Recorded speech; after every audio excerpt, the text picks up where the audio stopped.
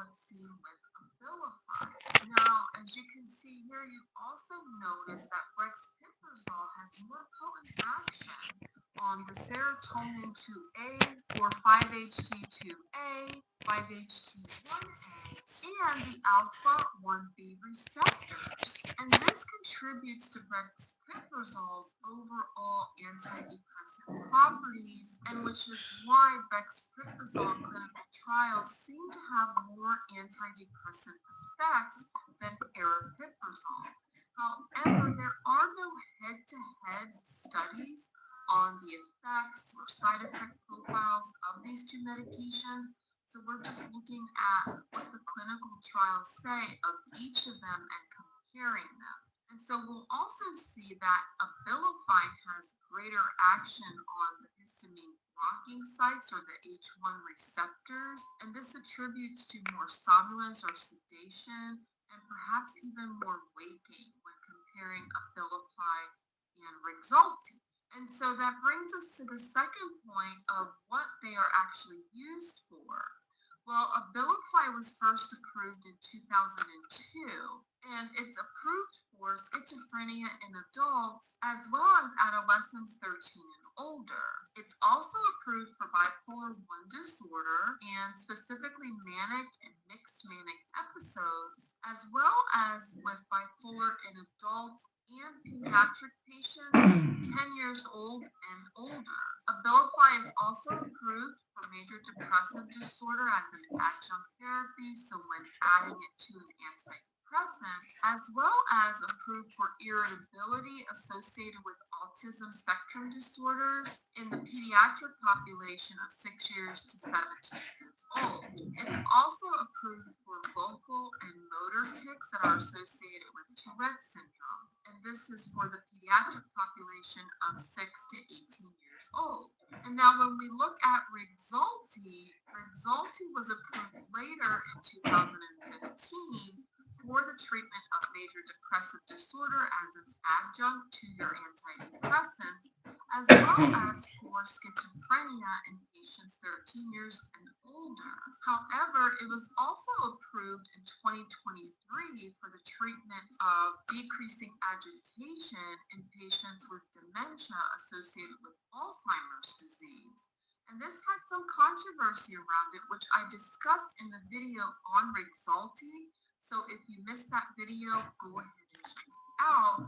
However, there is still the risk of increased mortality, and so that's where the controversy lies. Now, that brings us to talking about side effects. What are the side effects? So when comparing the common side effects, so I'm not looking at every single side effect, just the common ones of Abilify and Rexulti, you'll see that the common side effects associated with Abilify will notice akathisia, restlessness, or insomnia, which is typically associated with higher dosages and more with that akathisia side effect. And then in lower dosages, you'll notice more sedation or somnolence. And you'll also potentially get weight gain with Abilify. Now, when we're looking at Rexulti, some of the common side effects noted with Rexulti include weight gain as well, somnolence or sedation, and akathisia.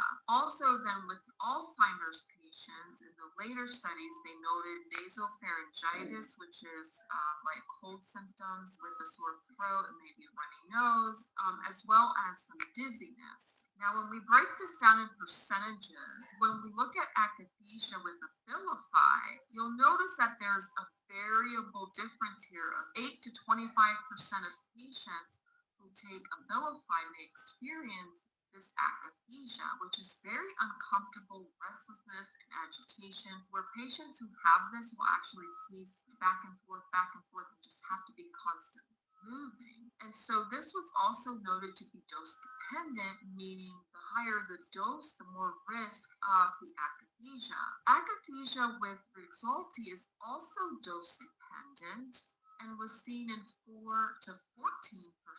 So there is a reduction there of akathisia with Rexulti, or a reduced risk of akathisia with Rexulti. Now, when it comes to weight gain, there are many variables to this as well. And with Rexulti, we saw about 10 to 30% of patients reported an increase in their weight of greater than 7% of their total weight. And this led to a weight gain of anywhere from 2 to 7 pounds. And then with Abilify, there was some variability as well of 2 to 26%. So we're not seeing too much difference there with weight gain. So I'm not sure if the less action on histamine blocking that Rexulti has actually results in less weight gain. And then when it comes to sexual dysfunction, neither of the FDA labels report any percentages on sexual dysfunction. I just mentioned that because I know some of you have concerns about sexual dysfunction, and particularly with SSRIs or some of the antidepressants. But antipsychotics don't have a lot of reports on sexual dysfunction. And then I also want to mention that they both have the risk of metabolic syndrome, and this is where you have the increased weight gain, or you may or may not have the increased weight gain, but you may also get high blood sugar, high cholesterol, or lipids. And so therefore it's very important to get your labs checked. And now some other things to consider with both of these medications is the fact that they both contain the black box warning for suicidal ideation. Anytime you're combining a medication with an antidepressant or a medication that has antidepressant effects, that is a warning. And this is typically seen in patients of the age of 24 years and younger. And then you also have the black box warning for both of these medications for increased mortality or death associated with cerebral vascular accidents or stroke. And this is seen in primarily patients with Alzheimer's or dementia, or the elderly patients greater than 65 years old. So in that regard, you have to weigh the risk versus the benefit. Other considerations to think about are some of these rare side effects that can occur, like neuroleptic malignant syndrome, which is a medical emergency, which I talk about in some of the other antipsychotic videos, the tardive dyskinesia, the involuntary movements of the face, and this pathological gambling, which seems to be a subset side effect specific to brexpiprazole and aripiprazole. So that's just something to think about or consider, especially if you're taking it for impulsive behaviors. You want to make sure that it's not contributing to increased impulsive behavior, and specifically with gambling.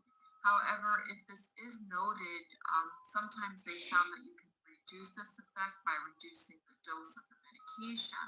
Then you have to look at your white blood cells because there can be dyscrasias or abnormalities of your white blood cells, making sure that you're getting your labs checked. That's very important.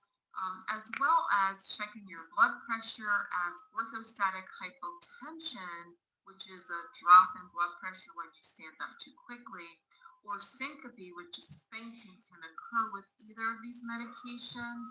And so a tip that I like to tell my patients, especially those who are older than 65, is to sit up on the side of the bed, dangle your feet, and get the blood flow to your brain before you get up in the morning. Also, both of these medications can reduce the seizure threshold, making you more prone to seizures. So this has to be taken into consideration if you already have a risk for seizures or are taking other medications that can decrease the seizure threshold. So talk about this if you're concerned with your provider. And so what are my final thoughts on Rexulti versus Abilify? Well, both have been shown to really help improve major depressive symptoms when used adjunctively to treat major depressive disorder, and this is primarily how I use these types of medications. However, as I mentioned in the video on Rexulti, I do not like to fall back on medications only, and I take a step back and do a bio-individual approach to treating patients with depression, anxiety, or any other mental health illness, and try to look deeper for the root causes before adding more medication, because that's where you can actually get into trouble. However, these medications can be very effective and helpful for some people. And so when you're looking at both of these and comparing them and you're thinking, which one should I take? Obviously, it sounds like Rexulti is actually going to give you perhaps better antidepressant effects as well as decreasing your risk for that akathisia. So if you've tried aripiprazole or Abilify and you've experienced that akathisia and you were turned off by it, but maybe it was helping your depression, perhaps Rexulti could be a next best option for you to try as it can reduce that side effect. However, when you are doing this comparison, at this point in time, Rexulti is still branded and aripiprazole is still generic, meaning Rexulti is actually going to cost you more than Abilify. And if you don't have insurance, you're going to pay quite a bit to try and get Rexulti. Now, if you have insurance, you may have to jump through a couple of hoops to get Rexulti approved. But bottom line is that Abilify is going to be cheaper in the long run for you at this point in time. So when it comes down to cost and you haven't tried either of these, you probably want to start with Abilify first. So there you have it. That wraps up my overview on Rexulti versus Abilify. Have you had experience with taking either of these medications? If so, drop it down in the comment section below because we learn from sharing each other's experiences. And as always, I thank you for watching. I wish you well on your mental health care journey, and I'll look forward to seeing you all next week.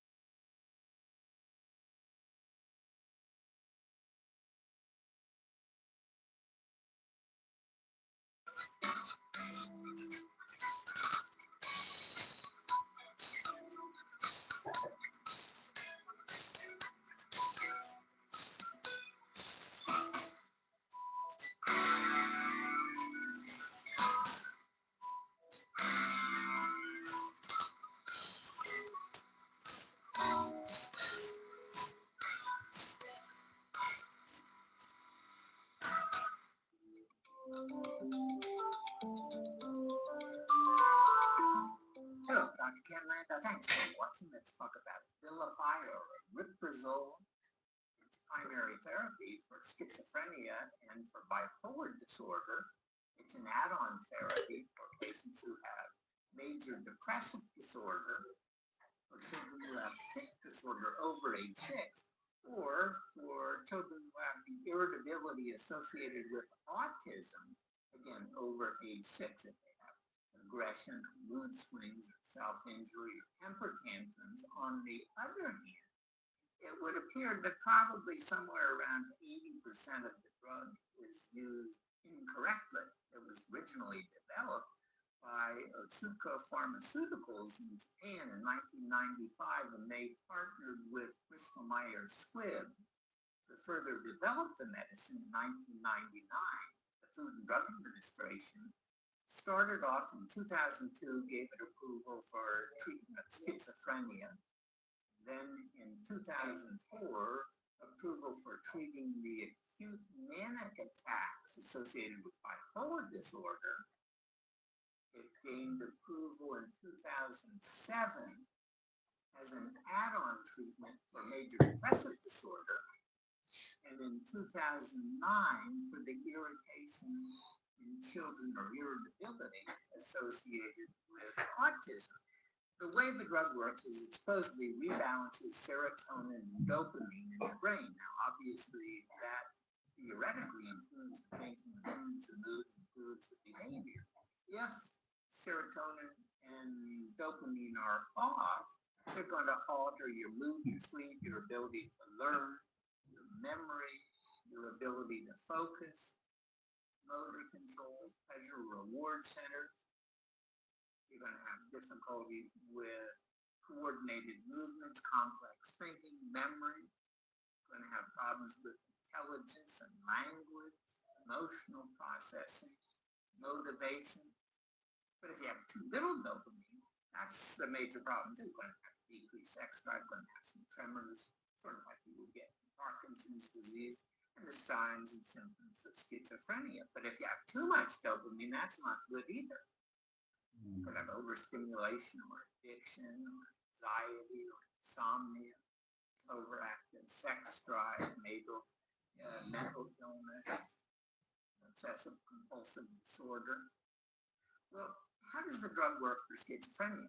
Does it work well? Well, it seems to be an okay treatment for the signs of acute schizophrenia, and maybe for the maintenance treatment to help prevent relapse of the disease. The drug was approved on the basis of 5 supposedly adequate and well-controlled clinical trials. 4 were short-term, and they lasted for only about 4 to 6 weeks. But they did show a decreased symptoms in people who had acute disease. There was one longer-term study, and it showed a decreased tendency to relapse compared to placebo. Now, when you look at the studies, 4 to 6 weeks in duration, the short-term studies, 4 of the 5 of them showed that the drug was better than placebo. And one of the studies showed it wasn't really any different from placebo. The drug dose is about 10 to 15 milligrams. Doesn't seem that you get any better if you increase the dose still further. Schizophrenia is based on symptom score. And the symptom score, the test is known as the positive and negative symptoms of schizophrenia, PANS. The score can go anywhere from low of 30 to a high of 210. The patients who were studied had a mid-baseline. The baseline was about 100. And looking at how much better the patients improved versus the patients given a placebo, there was really only a 10-point difference between them. Now, it did show that it took a longer time for them to relapse if they were taking the medicine, if they continued to take the medicine.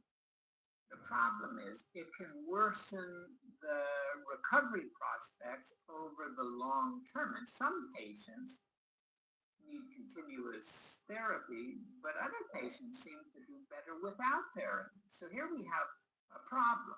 On the one hand, we can have homeless homelessness, and repeated incarcerations, and hospitalizations. But on the other hand, if we have too much drug, we have danger to the individual's health. Let's go on and talk about bipolar disorder. Bipolar disorder affects about 2.5% of the population.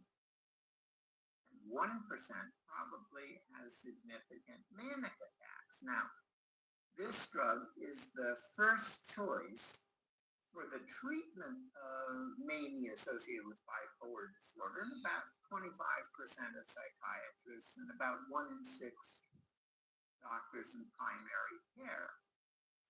The problem is, for the acute manic attacks, you have to have some sort of maintenance therapy to prevent recurrent manic attacks, realizing, however, that the treatment for the manic attacks probably is not going to be helpful for the depressive effects. So if you have mania, yes, you can take the Abilify, but typically it's used in combination with some other kind of medicines, maybe lithium, maybe valproate. But if it's used in combination with the mood stabilizers, it might increase the risk of side effects of the Abilify. And also it seems that either lithium or valproate, specifically lithium, seems to be a better treatment for mania.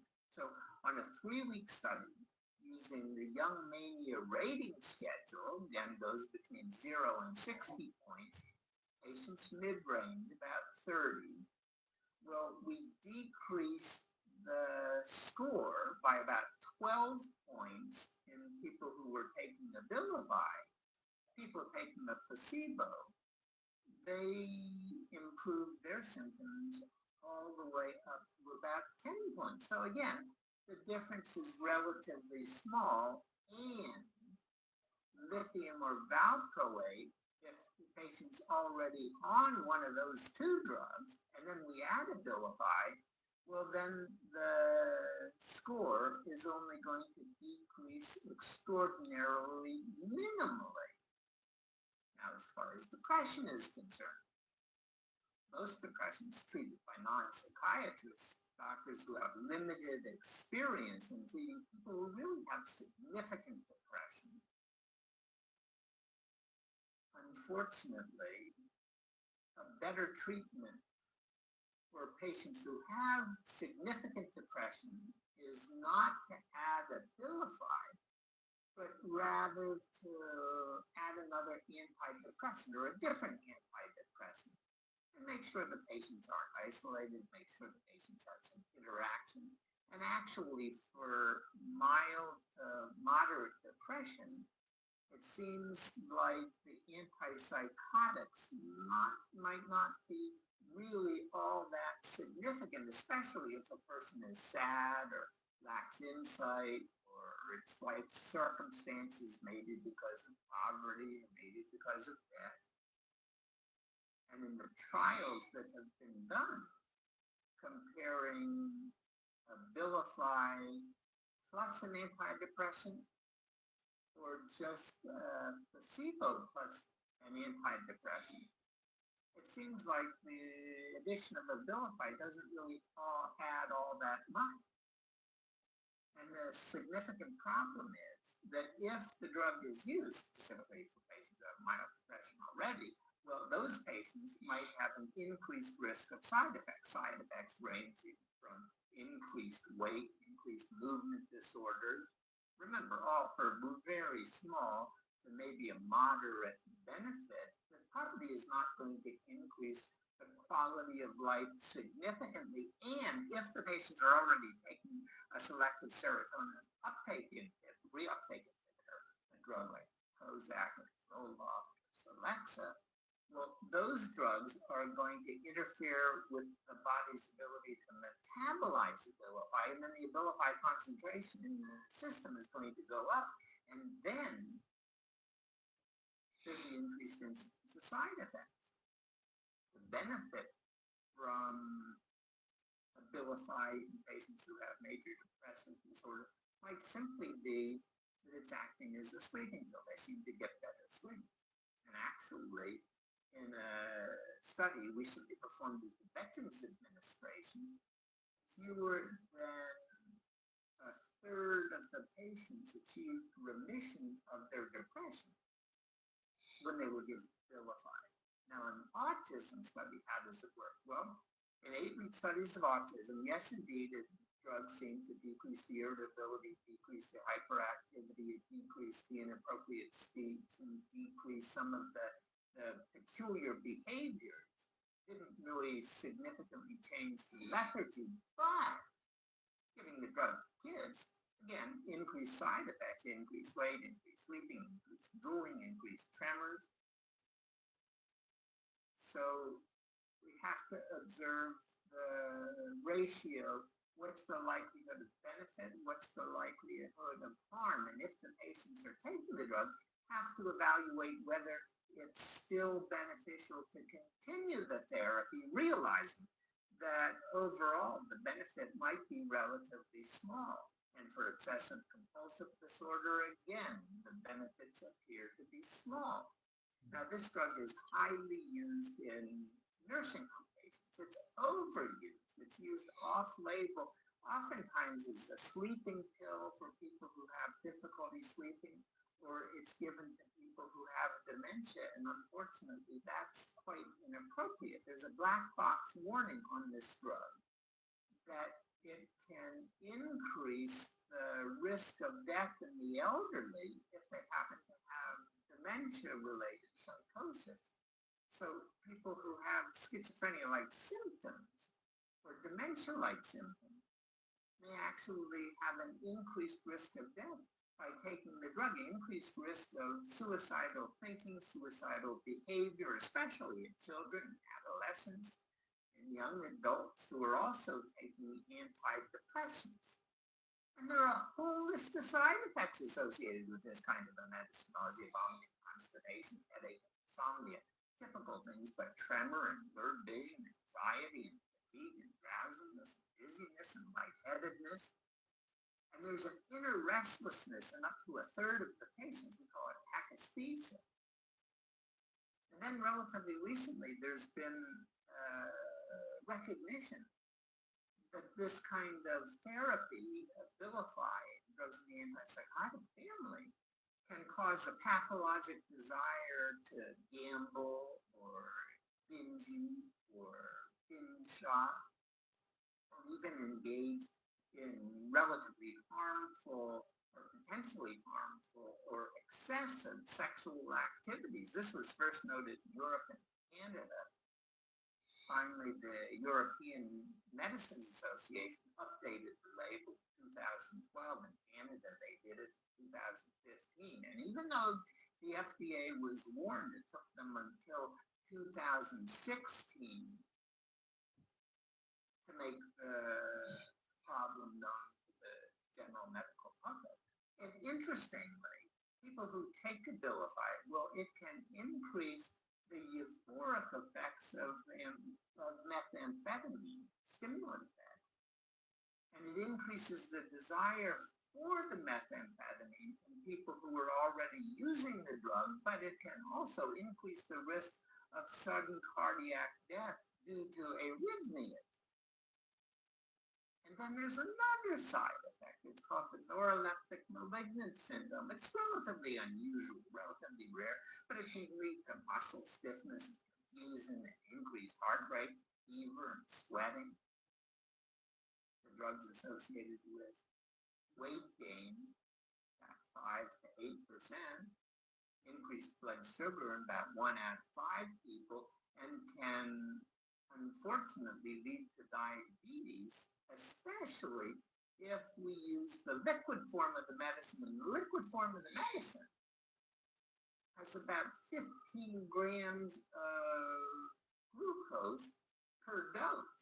That's a heck of a lot. And in the elderly, it seems that it can increase the risk of death, especially if they're psychotic because dementia.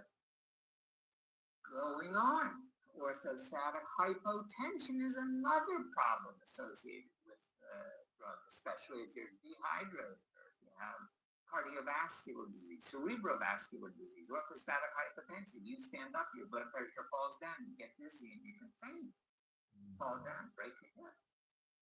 It can cause a decrease in the white blood cells, specifically in the neutrophils, cause agranulocytosis. Your bone marrow just takes a holiday, so you have to monitor frequently, especially if you have a low blood count. And it can lead to seizures or convulsions, especially in people who have a history of epilepsy. And it can cause potential cognitive and motor impairment. It can lead to suicidality. It can lead to something that's called the extrapyramidal syndrome, restlessness and tremor, stiffness, and tardive dyskinesia associated with slow, jerky motions, peculiar movements of the mouth, chewing kind of disorder, or tongue roll. And it can lead to dystonia. That's prolonged contraction of muscle groups. It usually occurs relatively early in treatment. It might show up as a spasm of the neck muscle, leads to tightening of the throat, difficulty swallowing, again, protrusion of the tongue, more often in young individuals, males, high doses. Well, you also have to be careful if you're taking this drug about how it interacts with other drugs, certainly with sleeping pills and muscle relaxers and cold and allergy medicines, especially that make you sleepy, or the opioids, hydrocodone, oxycodone, medicines for depression, medicines for anxiety. Shouldn't take it basically if you're pregnant. Cause harm to the fetus. It's not recommended for women who are breastfeeding. The half-life of the medicine when you take it is pretty long. It lasts for about 75 hours in the body. It's metabolized by a variety of chemicals inside the liver. It gets into the brain and increases the concentration in the brain for up to about 10 to 14 days. Then it seems to reach a steady state. About 8% of people lack the enzyme to really digest the medicine, so they're subject to an increased concentration. And you can have an increased concentration if you take a medicine that blocks its metabolism.